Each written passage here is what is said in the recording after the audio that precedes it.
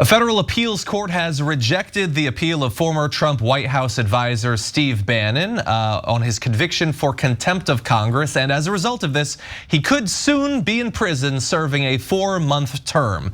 Now, Judge Bradley Garcia put out a 20-page opinion addressing the attempted appeal, saying that Steve Bannon's defense that he had acted only on the advice of counsel and did not intend to break the law when ignoring the subpoena was no defense at all. So he was originally found guilty of 2 counts of contempt of Congress way back in July of 2022. Basically, he received a subpoena from the January 6th Select Committee and he willfully ignored it. He did not go.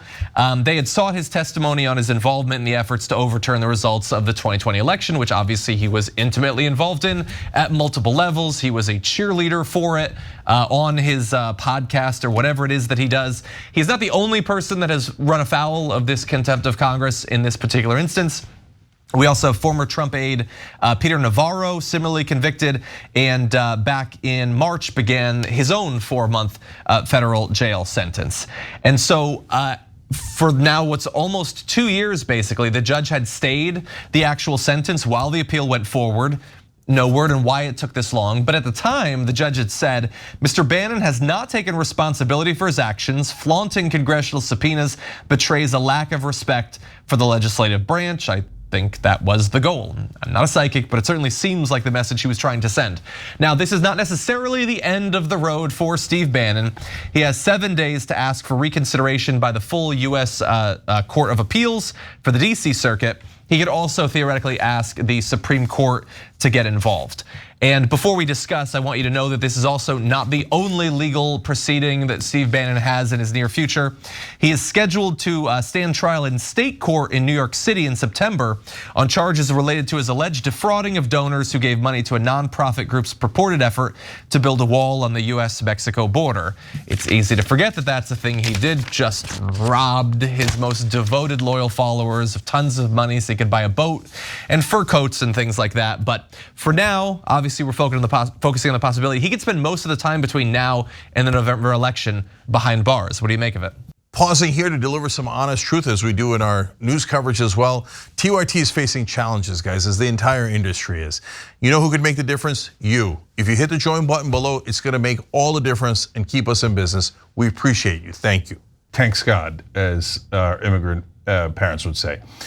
So Steve Bannon is brazenly defying Congress. It's not optional when they send you a subpoena, but the Republicans always believe they're above the law. Now, I would much rather actually have a trial of Steve Bannon on the coup attempt where he, along with Navarro, Trump, Eastman, etc., devised a plan to use fake electors to overturn the democratic elections that we had and basically do a coup against America. I've been dying for them to get to those trials. And I actually think it's slightly unfair to the January 6th guys who've already been tried that their leaders haven't been tried. Their leaders were Steve Bannon and Navarro that came up with a plot for them to attack Congress so that it could cause a delay, sending it back to the states where they had their fake electors ready. Navarro wrote a book about it, so it's very clear. But part of the reason they have not been able to get accountability is because they won't come in for any kind of questioning, where they know they'll be asked questions they can't answer, like Steve Bannon encouraging people to riot the day before January 6th. How did he know? What did he know? Why did he tell them to get ready to take physical action, right? Those are great questions. We can't ask him because he won't show up. So then that's when they do the subpoena, he doesn't follow it, and you're gonna get a 4-month prison sentence. It makes perfect sense. He's gonna try to appeal to the Supreme Court. I'm positive he'll lose at the Supreme Court, even though it is incredibly conservative. Why? He has no case at all. The appeals court was like, what are you doing? So first of all, he says, I have immunity because I worked for the Trump White House. That was like 3 years before this event, right? And so do people who work for Jimmy Carter still have immunity? Like that's not a thing. Second of all, Trump never said that he was exercising that particular privilege. That's problem number 2. Problem number 3 is he starts making these arguments about, well, if I went into Congress, here's what I would have told the House Investigation Committee. The judge is like, yeah, there's one way you could have done that, by going to Congress. Okay, yeah. Instead you didn't, and you said brazenly that you're choosing not to go, which proves intent. This is the most open and shut case there ever was. So unless he could somehow delay it until Trump gets into office, he's going to prison. So at least for those 4 months, and then they should try him on the actual merits of it. And speaking of delaying it until Trump gets in office, I don't know why MAGA doesn't mind this. It's such a weird thing, right? If Bernie Sanders ran a grift where he stole progressive money so that he could get, they were gonna build a wall. I don't know what we would build as progressives, universal health care.